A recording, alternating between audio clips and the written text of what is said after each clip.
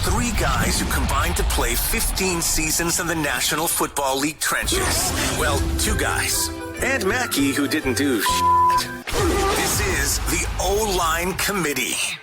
All right.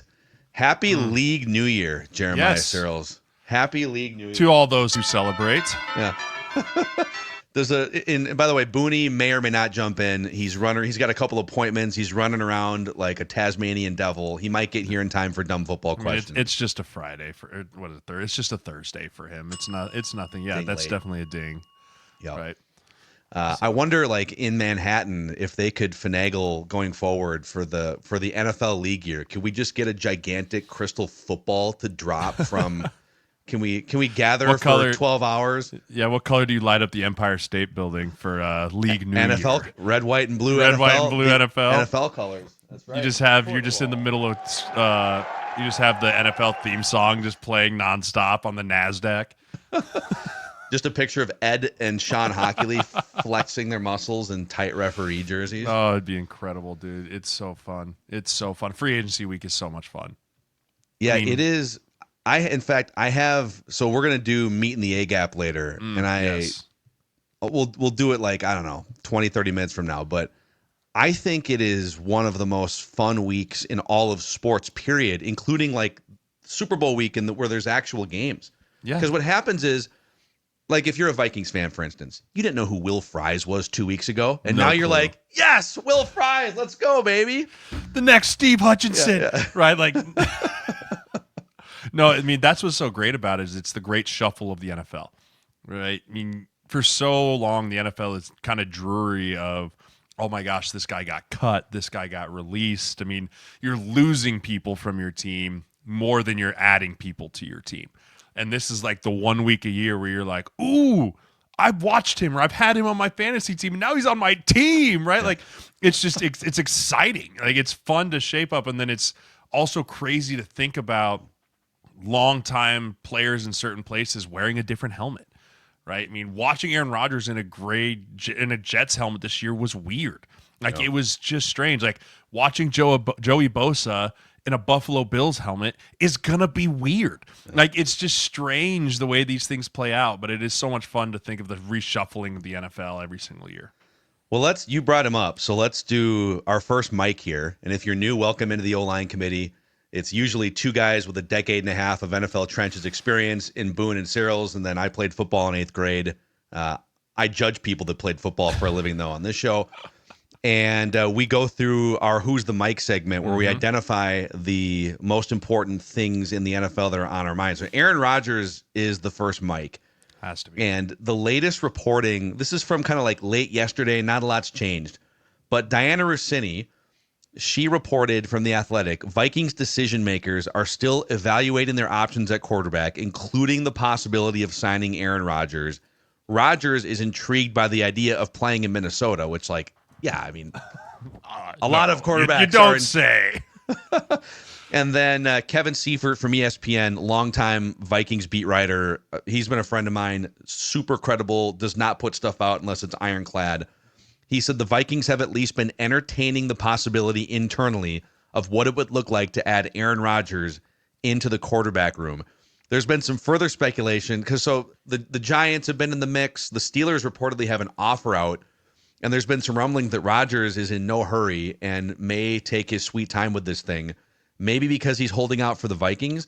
The Vikings did have initially behind the scenes press conferences scheduled Wednesday for their new free agents. And they apparently pushed that back. And I don't know. The theory is they don't want to have to answer the Rodgers question, so let's just push this out a week. But Aaron Rodgers as the first mic, what are your thoughts on... Well, Steelers and Giants, okay, but the Vikings as a reported option for him. I mean, I'm just trying to think of the dynamic, right? So much of when you bring Aaron Rodgers in is not just about bringing in a Hall of Fame level quarterback. It's bringing in the personality. It's bringing in the circus of media that comes with him. And it's also, does he fit in this locker room? And there's not a lot of NFL teams that the locker room piece is a true decision maker. But I think the Vikings have done a great job of building their locker room with good dudes. And they've now reached a point in success that you don't have to bring in guys that might be a turd in the punch bowl but are incredible players, right? Teams sometimes have to feel like, man, we really need this guy, even though he's maybe not a great person, right? And I'm not saying Aaron Rodgers isn't a great person. He's a unique individual. There's no questioning that. Does he fit in this room? Does he fit in as a mentor, right? I can speak from Adrian Martinez as a client, was with him in New York all year as the QB3 with the Jets, loved him. Said he was great. Said he helped him. He learned him. He helped groom him. He helped do all those things. And so I have this little bit more of a unique perspective of I think he could be a great mentor to J.J. McCarthy. The difference being Aaron Rodgers was the starter, right? He wasn't the backup who was the mentor. But he would only he would only come to Minnesota. You're out of your if he's mind. the starter, right? Yeah, but is he going to be the starter? Like, and is that something he wants to deal with? Right? Is it as clear as day that they're ready to sign Aaron Rodgers to say you are the starter, or is it a competition? Because Aaron Rodgers ain't doing a competition. He's not doing it. Right? There is zero doubt in my mind that Aaron Rodgers is going anywhere that he is not penciled in, stamped with ink. Yeah. QB1. Agreed. I don't think that's the sake for the Minnesota Vikings. I don't That's know why why they would do that. I think, well, that might be part of the conversation, which is, That's hey, part listen, of the conversation. we're always looking to make our quarterback room better, and you're definitely the best name on this list of available quarterbacks, but J.J. McCarthy's going to compete with you, which sounds wild. Like, and he would hear that and say, I don't have any, I'd rather go to Egypt again. Like, I don't have any interest in competing. It would have to be a promise that at least he's the number one guy. And maybe if it's late October, dude, JJ could be his son. Like, Aaron Rodgers is old enough that JJ McCarthy could be his son. He's not competing with that guy. And that for me is the biggest reason why nothing's gotten done with Minnesota, is because they're not going to tell JJ, hey, we're sitting you. In March, we've decided that Aaron Rodgers is QB1, because that's going to piss him off, right? And now you've got two guys in a room that aren't super happy, not great, got a team that you just put a ton of money into and built to be a Super Bowl contending roster. You can't have the quarterback be the question mark decision. You said Super Bowl contending roster, which is, I agree. Like, Yeah. I don't, they're not the Eagles, right? No. But they're in a group of like 6-ish teams right now. 100%. Kansas City's in there always, and Buffalo's going to be in there, but they're like in that discussion of 6 or 7 teams. And so hear me out on this. I ran this theory yesterday by Judd and Declan on Purple Daily. Okay. And it was, Judd and I have been doing radio and podcast together for 11 years now, every single day. And it's like top 5 spiciest argument we've had in a decade. And I prefaced it by saying, I think we all agree that we're ready for the J.J. McCarthy era. Hey, you've come this far, creating this roster and clearing out the cap space to go load up your defense and your offensive line. Just keep forward with the plan. But if you're Kevin O'Connell and you're sitting in a room and it's a moment of solitude, and you know the moves that you just made on Monday and Tuesday with Javon Hargrave and Jonathan Allen on defense, you fixed your number one problem on defense, interior pressure. You have to blitz all the time to get any pressure. Not anymore. You've swapped out 40% of your offensive line. You might even make another move at some point. You got weapons all over the place. So this is a sports car here. And the question is, who drives it? And your goal is to win a Super Bowl in 2025. Which driver do you trust more to win a Super Bowl in 2025 with this car? Aaron Rodgers, even though he's not as good as he once was? Or, and I love him, J.J. McCarthy, who's never stepped foot on a regular season NFL playing surface? I think he's thinking about that. I think he's thinking about it too, but if that was the case, they wouldn't have drafted him when they drafted him. You draft a guy, what was he at? He was 10th. 10th. Yeah. You draft a guy at 10 thinking he can contend you for a Super Bowl in that rookie scale contract. You don't draft that guy if you don't believe that. Before he's even on your team, you have to internally convince yourself he can do that. Yeah. I don't think you let yourself get talked out of that because Aaron Rodgers is standing out there. If this was 4 years ago, I think it's a no-brainer. But the downfall of Aaron Rodgers, even his last year in Green Bay, he won an MVP, right? He won an MVP. He won two of them. Like, didn't he? But last year, he blew his Achilles, sat out a year, came back last year. Correct me if I'm wrong. He only had like 300-yard passing games. Yeah, he had just under 4,000 yards for the season. He averaged 229 a game, which that's not going to do it, man. That's that not was going to do it. his second lowest total. And let's not pretend he was throwing to dog shit. Garrett Wilson, very good wide receiver. Devontae Adams, when he showed up, very good wide receiver. Breece Hall was supposed to be a top 5 running back, right? But once he showed up in that building, things went south. They just did, right? Even the year before when it was Mike White and Zach Wilson and I don't know what other 10 quarterbacks they had play that year, there was some promise on that team. There was some hope. There was some, hey, we have a good defense. We built some things around. The quarterback's the missing piece. I don't know if Aaron Rodgers is that guy anymore. I don't, and I'm not willing to bring him in and rattle my top 10 drafted quarterback to say that. Because you bring him in and he sucks, and he's not what you think he's going to be, people are going to be screaming for J.J. McCarthy. Screaming. And what are you going to do? Bench Aaron Rodgers? You're going to bench Aaron Rodgers for J.J. McCarthy? And then what happens? You cut him. Well, you just cut him. You would win middle of the year? I mean, I'm saying like he starts sucking week 4 or 5. Like he starts going off the cliff because the age gap hits. He starts sucking week 4 and 5. You and I know how this fan base works. It ain't going to be good, right? It's not going to be, it's okay, Aaron, you'll figure it out, right? It's going to be, boo, I want the kid. You'd have to. It's not going to work. It would have to be like, I don't know if you remember in 2010, and this is actually, ironically, it ties back into this crazy parallel. Brett Favre. The second year of Brett Favre in Minnesota was an unmitigated disaster. And to try and save it, they brought in Randy Moss for a 3rd-round pick. But the Patriots stole a 3rd-round pick from the Vikings. And Moss came in. He was totally cooked. And he didn't want to be there because they didn't give him a contract extension. And after like 4 games, and he's lighting up Brad Childress, the coach, publicly. At one point, the Vikings played the Patriots. And he went to the podium. I'm going to the podium. And he goes up to the podium and he basically says, Bill Belichick is the greatest coach of all time, just to crap on Brad Childress. But they just cut him. They said, no, it didn't turn the season around because they wound up firing everyone. But yeah, I mean, I think the only way you would do this is if you think J.J. McCarthy is just physically not ready or otherwise not ready, and you think you can win a Super Bowl in 2025, and your choices are Aaron Rodgers, Russell Wilson, and like Cooper Rush or Taylor Heineke. The board is pretty slim. I'm taking JJ over all those guys right now, and that's a complete blind projection, 100% blind projection. I'm having faith in the front office of the Vikings staff that planted the flag. And I know this is a total retraction of what I said all the way leading up to the draft last year. I'm very aware of that. Anyone who's listening to here. But with the options that are presented, I'm taking J.J. McCarthy. Mm-hmm. And I'm building the roster around him like I just did because Aaron Rodgers isn't playing for free, my friends. Make no mistake about it.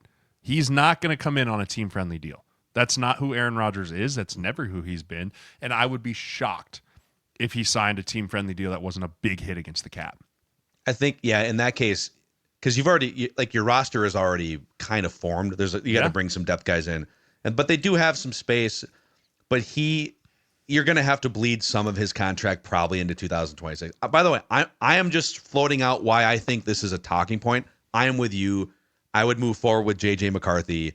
Everything that I've heard about him behind the scenes is, dude, Harrison Phillips, defensive player, Harrison Phillips, the crap out of him. He was on a podcast this week, and he said, yeah, after he tore his meniscus, he came up to me and said, hey, you're one of the veteran guys on this team on the defensive side. Can I watch film with you so that I can get a feel for what you guys are doing on defense so I can help sort of dissect it on my side of the ball?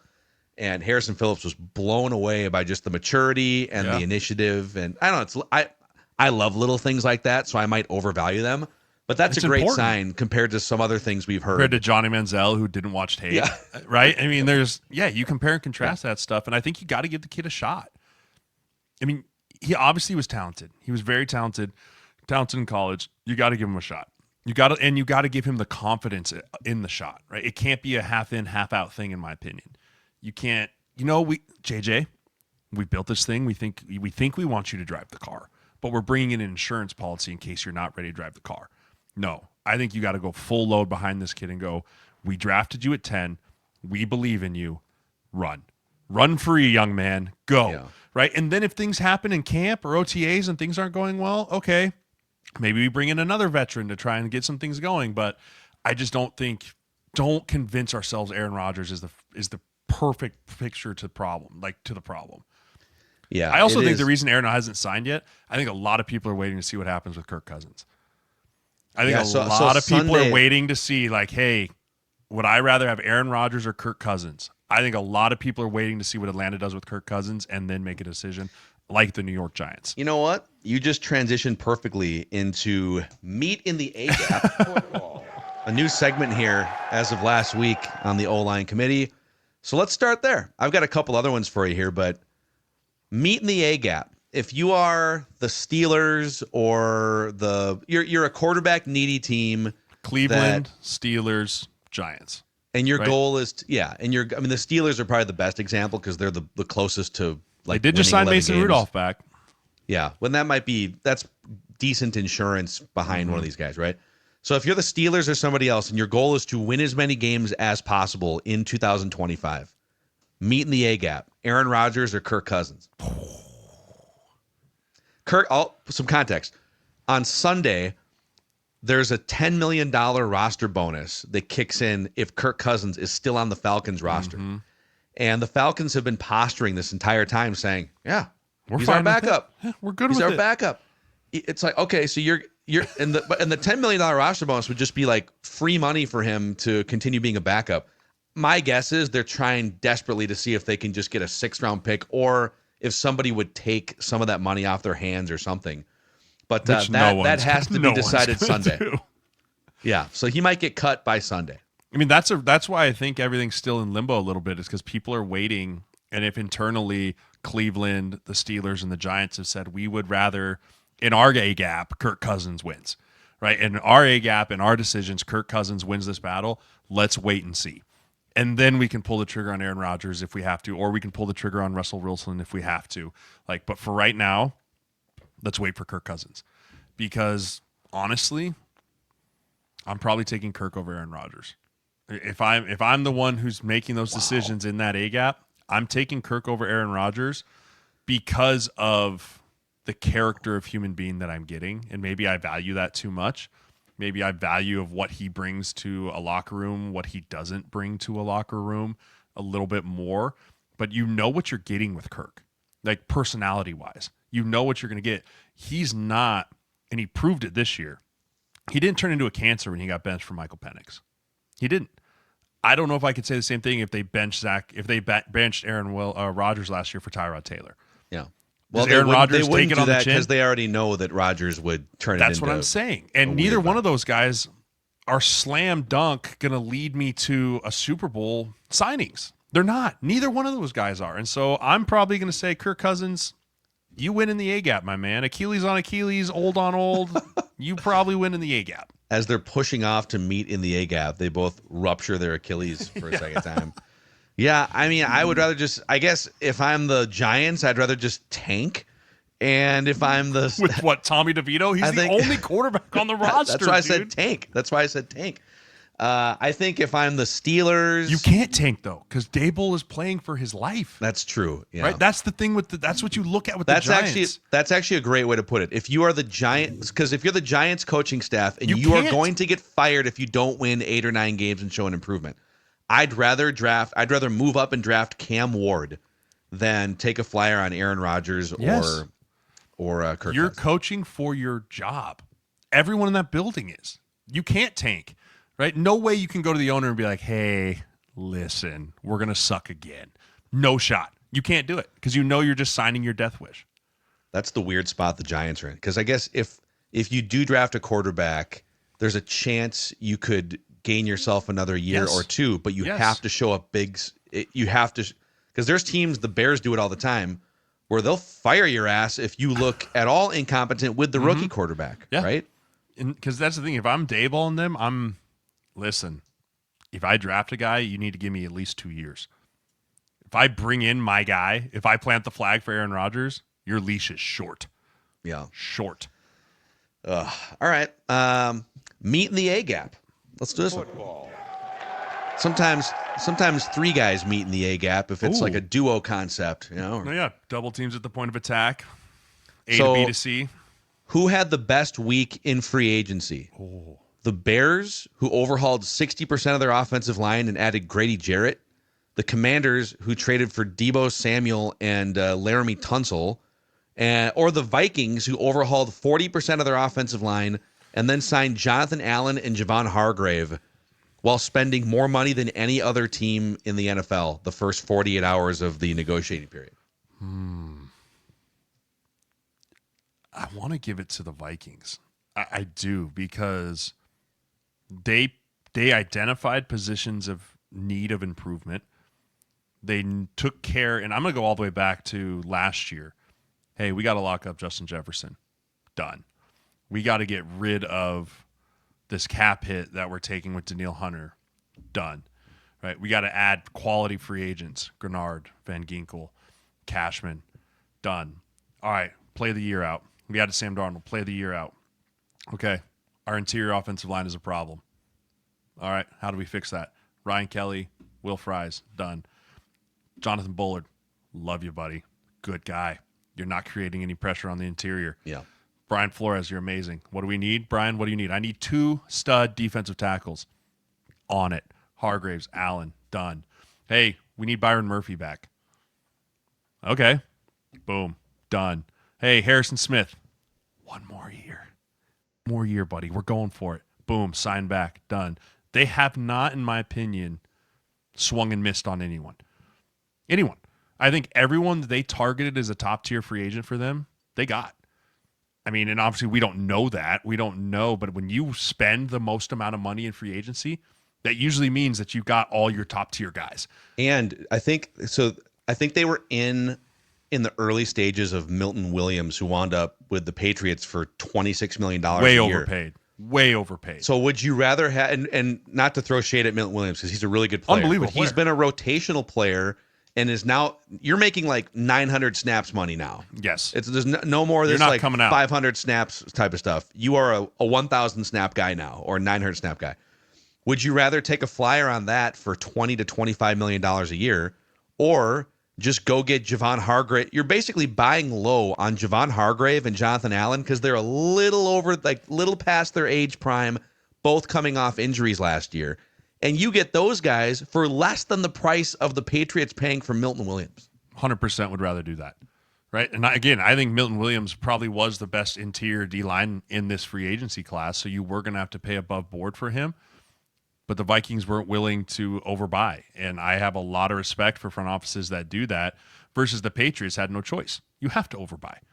Your sell is not, we're right there to go win a Super Bowl. Your sell is, we're building this thing from the ground up. We're going to pay you a lot of money to come be a huge pillar in it. Okay. Money talks and bullshit walks. Works for me. Yeah. Right? All that stuff played into that factor. And so I think the Vikings crushed free agency. Crushed. I agree. Bears are a close second. Bears, in my opinion, are a close second. Because the Bears, I think people are too quick to crown Ben Johnson. I have questions about Caleb Williams. Can he play on schedule? So I'll wait and see. You want to know Bears. what's funny though about this though, Mac? I feel like what everyone's saying about like the pull the reins back thing on Ben Johnson is very similar to what they said about Kevin O'Connell when he first took the Vikings job. Right? A little bit of like, I don't know, high flyer, just won the Triple Crown. He had Cooper Kupp. He had, and then he came here and turned it around. Right, very quickly. Like I think that there's some parallels there to when Kevin O'Connell took over the Vikings, and where Ben Johnson's taking over the Bears. Now the Vikings weren't as deep in the toilet, right? They weren't that far down, but they were what 8-8, 8-9. It wasn't. The great. Offense was kind of my biggest just between the two guys. Yeah, yes, on the offensive mastermind thing. From a personality standpoint, as a head coach trying to get an entire room of grown men together pushing forward, Dan Campbell was the personality behind most of that. And now that we've seen Kevin O'Connell, I mean, Sean McVay was that with Kevin O'Connell's, but now that we've seen Kevin O'Connell's personality flourish the last 3 years, He has a leader of the room personality. He connects with players. He's stern when he needs to be, but he's like a guy that walks into a room and people kind of gravitate toward his personality. I don't know that I get that vibe from Ben Johnson. He feels a little more confrontational, a little more mad scientist vibe, and maybe we'll see a different side of his personality. A little more, I would say a lot more brashness with Ben Johnson's personality. Kevin O'Connell, much more kind of humble and understated, unless you're watching his post-game locker room speeches that the Vikings put on their YouTube channel. It's a different story. By the way, like we've both kind of thrown out Super Bowl contenders for the Vikings. It's about one. It's like an eclipse. It's like once every however many years the Vikings surface, and it's never for a 5 or 6 year stretch like the Chiefs are right now. About once every 8 to 10 years, the Vikings surface as a holy crap, this team can win the Super Bowl. You were on the last. We could say maybe last year, but like 2017 was the last time the Vikings had a team like this, and you were on that team. I'm getting some top 3 defense vibes now from this team, and loaded. You guys had on offense Diggs and Thielen in their prime, and Dalvin Cook, right? Yep. I'm getting some similar vibes, and it just depends on the quarterback now. Yeah, and that's what's so funny is so much of the NFL is you can have a great roster if you don't have a great trigger man back there. Godspeed, right? Godspeed. I mean, it just takes so much, and that's why those positions are so premierly paid, is because of the command that it takes to run that position, the demand, not just physically, but mentally from a playbook standpoint, from a media standpoint, from a city standpoint of you truly are shouldering the entire city on your back for those type of things. So it's just such a question mark, but I mean, Kwesi cooked, man. I mean, people can dog on that dude if they want, and there's always question marks of, is he a football guy? Is he truly an analytic guy? What is he? He's executing a plan put in front of him, and the question just is it Kwesi, is it KOC, or is it a combination of the two? Well, it's, from like a football scouting intuition standpoint, it's KOC, it's Ryan Grigson even is in that front office, and Flores. But you know what? Kwesi brings this. Brzezinski's great too. Oh my God. He's lasted through, think about the different regimes. I think he even lasted an ownership change 20 years ago. He's been around for a long time. He's incredible. The capologist.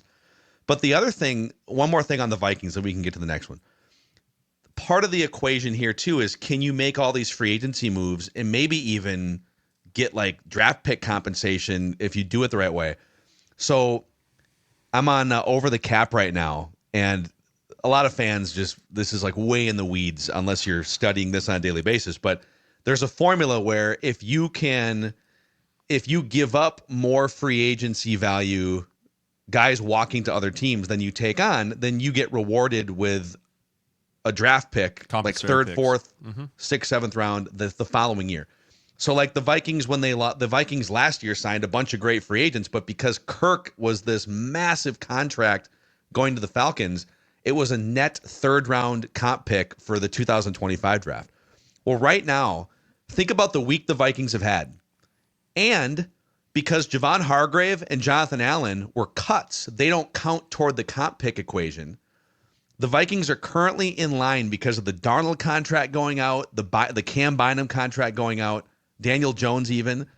They're in line to net another third-round comp pick next year, and that's before Cam Robinson signs. As we record this, he might still sign for $15 million a year somewhere. You might get another fourth-round comp pick in addition to all the free agents that you brought in here. So it is actually pretty incredible front office work the last 72 hours, by the way. It's been very well executed, right? And what's funny is you compare and contrast, like you said, we're entering into what we may believe is a Super Bowl window for the Minnesota Vikings.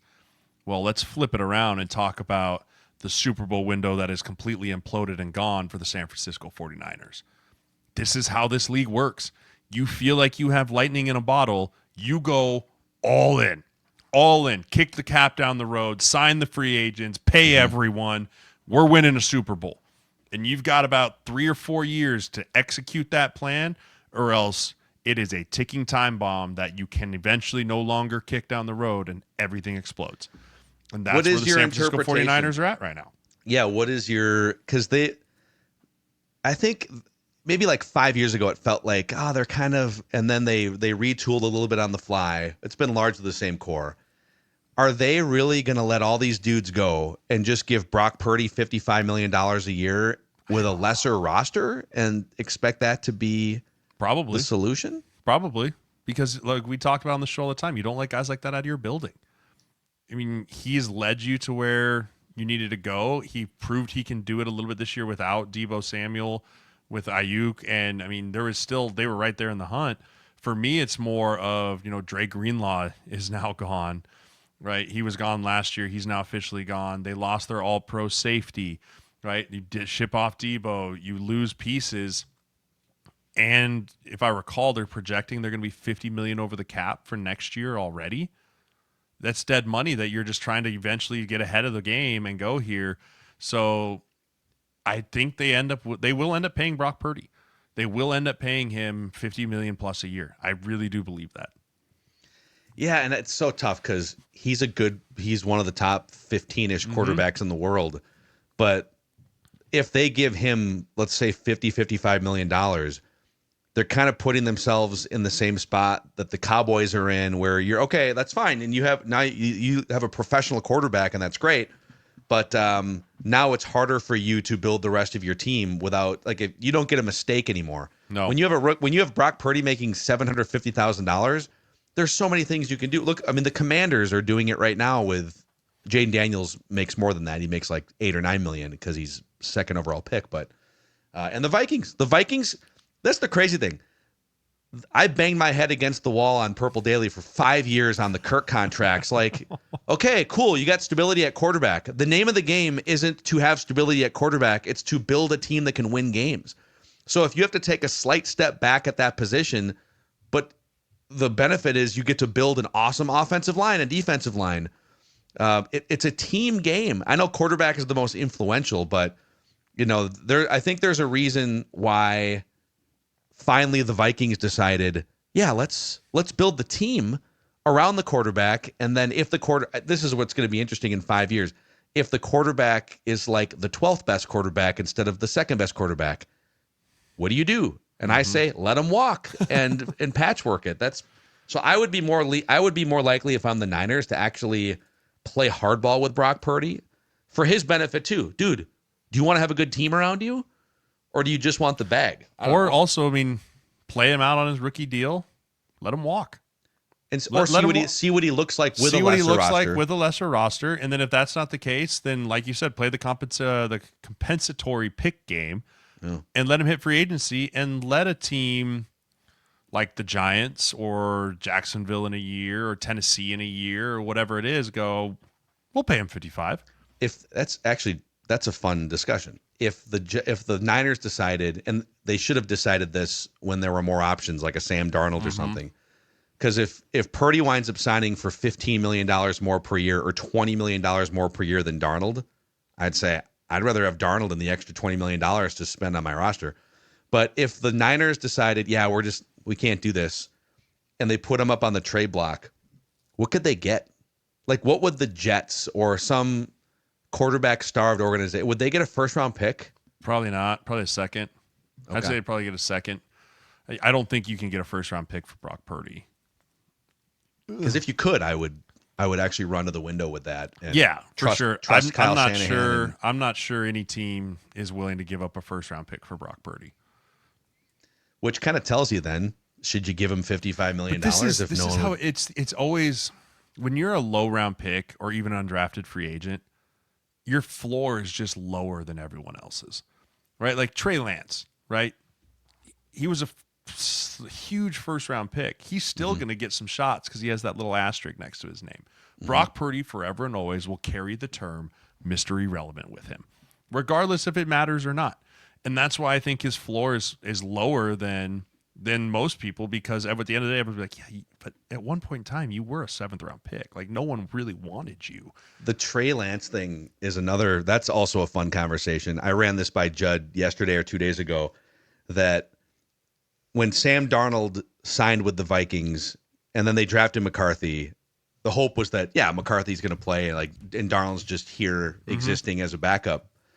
But I remember saying a year ago, wouldn't it be if you could create an alternate universe and just watch and see what happens if KOC worked with Sam Darnold for a year? What would that look like? Well, we actually got to see it because JJ McCarthy got hurt. In an alternate universe, would you not be curious to see what Sean McVay, Kyle Shanahan kind of bailed on Trey Lance after, like a year and a half? Yeah, which might tell you right there. Yeah. Or Kevin O'Connell said, all right, it was like a reality show or something. Quarterback rehabilitation school, season 2. Trey Lance works with Sean McVay for an entire offseason and training camp. What would he look like? Or is he just not taking enough reps since high school and he's not a player, I know. It's a crazy thing to think about. I saw something on Twitter though. I can't remember. Someone signed it was like former first round pick signs to wherever, and someone quotes who's like, anytime you see former first round pick, I just see mega super duper ass. Yeah. Right? Like it's like if you were a first round pick and now you're like former first rounder signs here, it's like, oh, he didn't turn out to be very good. He's kind of like a 6th round value. But that's the thing though. If you have that stamp, and the NFL values this so much, and I don't know why. If you have that stamp that at one point in time, everyone viewed you as a dude, right? You were a first rounder. You're going to keep getting shots, and you're going to keep getting overpaid because you were a first rounder and your floor is just lower. That's just the way the economic works in the NFL. We have guys that were undrafted free agents that go and play and do well and everything, and they're still getting paid lower than the other guys because at the end of the day, they came into the league at the entry point of an undrafted free agent. It's just the way that the NFL views you and the way your market is set throughout this whole free agency process, or even as you go into the year, or, people are always looking to replace you because you were an undrafted free agent. Like, that's just how I always felt, is there was like, yeah, that guy though, he was an undrafted free agent. Don't you think we could do better? It's like, he's been in the league for 6 years. Yeah. It's like, yeah, but he was a UDFA. It's just it's a weird dynamic that the NFL views people as. Case in point on the first round part of this, Marcus Davenport has now made $45 million playing NFL football because maybe this is the year that we can unlock him and get him to stay healthy. I mean, Alex Leatherwood, right? He kept getting chances. He was a first round to the Raiders, didn't pan out, went to a couple places, signed him here. Maybe we can move him to guard. Maybe he just kept getting chances. Laquan Treadwell, another one. Dude was still in the league like 2 years ago when I looked at it. Laquantosaurus Rex. Yeah. I mean, guys continue. Elam for the Bills. They got drafted in the first round. He got beat out by Benford, I think it was, who was a 5th round pick. Cowboys are like, we'll trade something for him. He was a former first round pick. He's probably going to get cut. Hell, didn't the Cowboys give up a 4th for Trey Lance too, right? Yeah. Didn't they? Because he gave was up a 4th round pick. First round pick. Yeah. They enamor themselves with it. They can't help themselves, right? Because it's exactly what you said. They have a fallacy that's still in there somewhere. Yeah, right. That first rounder, ego, right? That first rounder's he's a first rounder. I knew he was. They screwed him up. They screwed him up. It was their fault, right? What's the matter, little Tony? Right? They're not listening. Right? That's all it is. It's just this internal struggle that they go with. So, I mean, I'd be shocked if you could get a first for Brock Purdy, but if I'm the Niners and things don't go well this year, I'm letting him walk. And for everyone's sake, let's see if someone else wants to go pay him $50 million a year and $150 or $200 million for the Titans or whatever team needs a quarterback next year. Yeah. Okay. Meet in the A gap. One more, and then some dumb football questions. Most entertaining week of the football season. Is it meeting in the A gap, free agency week, or draft week? I think it's free agency week. I do. I think it's free agency week because it's proven commodity players, right? It's players that pretty much anyone that's a true NFL fan is familiar with, right? Everyone knew who Jonathan Allen was. Everyone knew who the top tier receiver was, who the number 1 running back, who the quarterback was, right? Like everyone's following that. The draft week is really for the true, football junkies, the hardcore, right? Yeah. The football, like, hey, right here, baby. Like, yeah, I've been watching the D tackle from Michigan that's going to go in the 4th. Yeah, I know what you're talking about, right? You have to be really plugged in to follow the draft in its entirety, right? A lot of people watch the first round because that's all Mel Kiper and Todd McShay and the talking heads talk about in the entire month of April. After day 1, people have no idea who these kids are. Day 3 is for the real junkies. If you know the Tulane tight end that's being drafted in the 5th round. You're like, oh, okay, yeah, that kid was at the Hula Bowl. Yeah, I think he was at the Hula Bowl. Yeah, I know him, right? You didn't watch Maction. I watched Maction. I watched that Tuesday night Maction. I know what I'm talking about. So I got to give it to free agency week because also it's so funny to talk about numbers, like astronomical numbers. Like this guy just got paid $130 million. Like what? Yeah. Like unfathomable numbers for if you're not a professional football player. Josh Allen just created and made a fortune in less the time it took him to sign Josh, right? Like, okay, Josh, there's 200 million. ALLEN, there's another 150 million. Woo! Right? Fortunes are being made in free agency. Ungodly amounts of life-changing money are made in free agency, and it's just a great talking point for this time of year.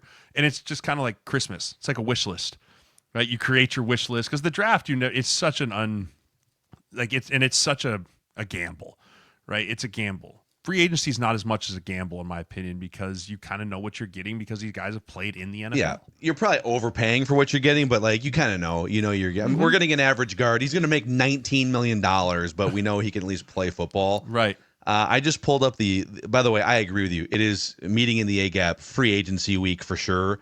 I just pulled up on Over the Cap spending by team so far this week.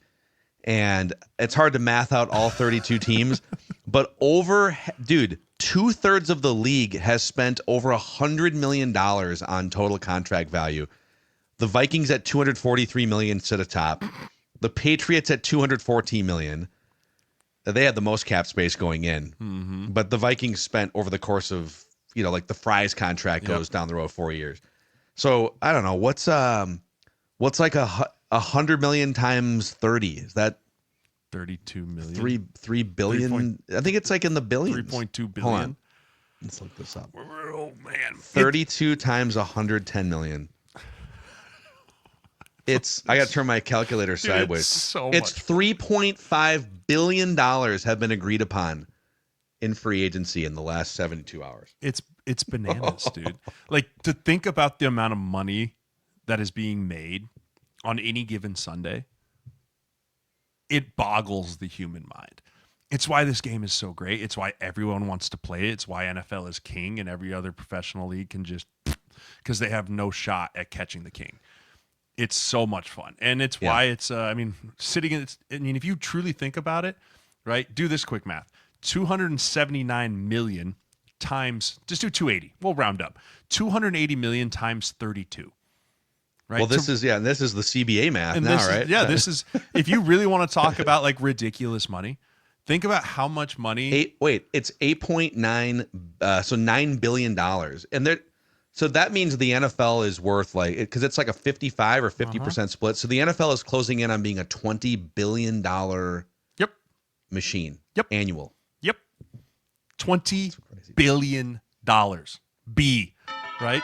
It's bananas. And that's why free agencies are great because you're watching players make this type of money. It's so crazy. The other wild thing, baseball's always been like near and dear. I got into the media industry covering baseball. Baseball's the only sport I played like through high school. So football's been my favorite sport to watch, cover, talk about for probably the last 10 years. But baseball's always been like OG for me.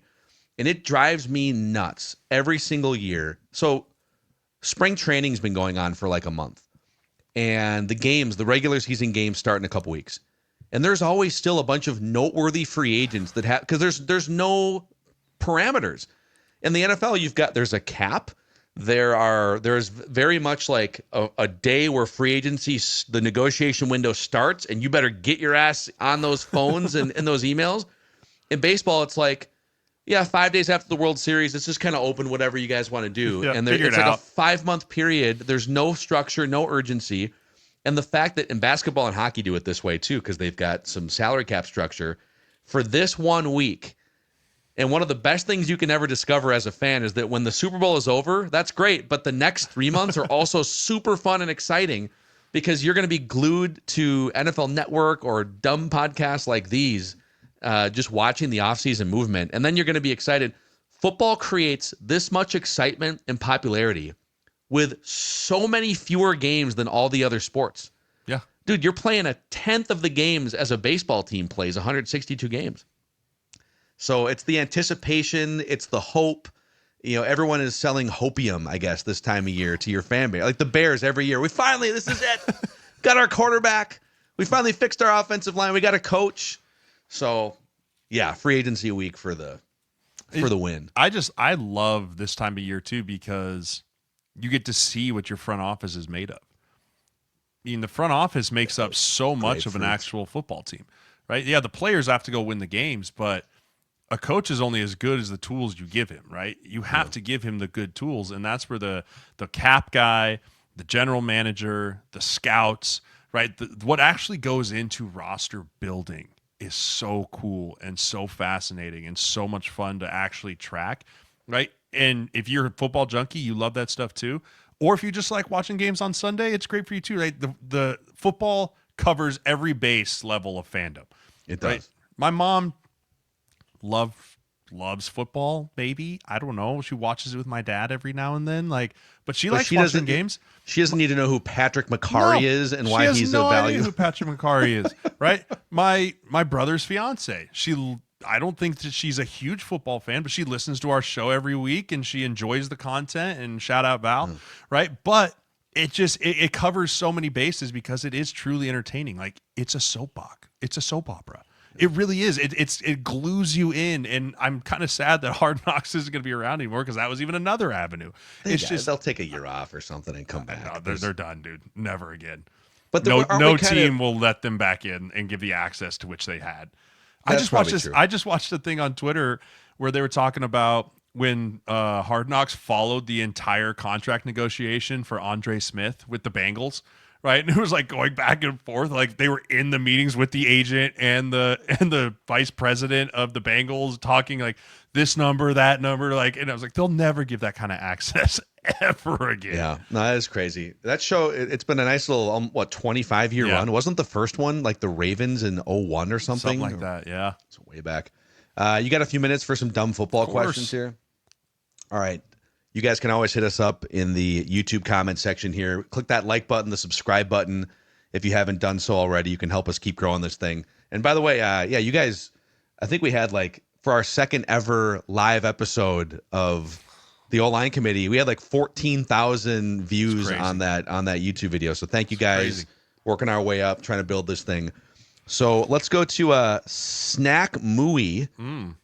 Says, how much of the offseason is spent completely relaxing and trying to not think about football? Do you have to start training again right away after a few weeks, or how does that work? Yes.